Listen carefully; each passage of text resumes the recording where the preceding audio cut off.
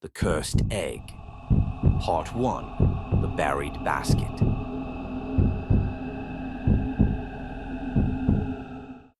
No one in the town of Hemsley did Easter like the Holloways.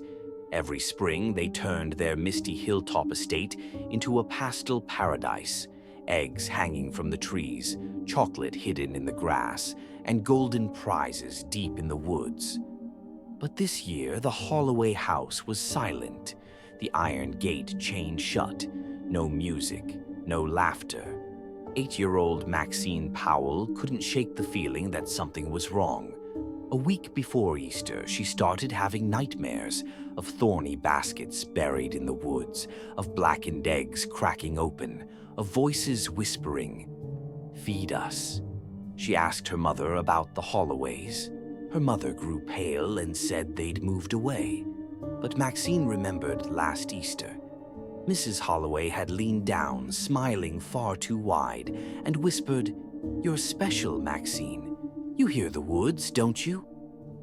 On Easter morning, Maxine and her cousin Jeremy climbed the locked gate and ventured into the forest.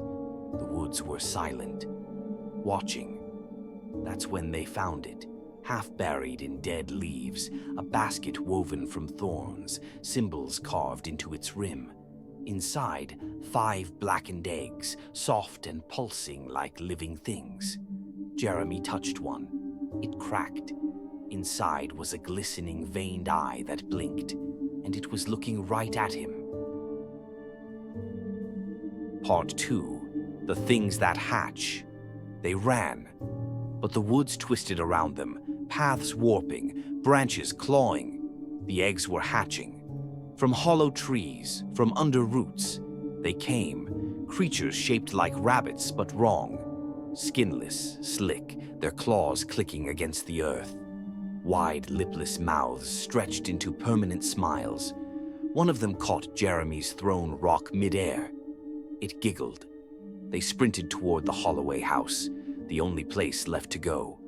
Inside, the air was thick with dust and rot. Torn Easter decorations hung from the ceiling like cobwebs.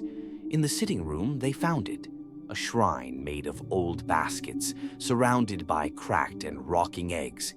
In the center stood a tall figure, draped in black, unmoving. As they stepped closer, the veil lifted. It wore Mrs. Holloway's face, but stretched and sagging like wet cloth over something far too tall, with limbs that bent backward at the joints. It smiled wider, and a voice like dry leaves rasped, "Easter is a trade. Sweetness for youth. You owe us."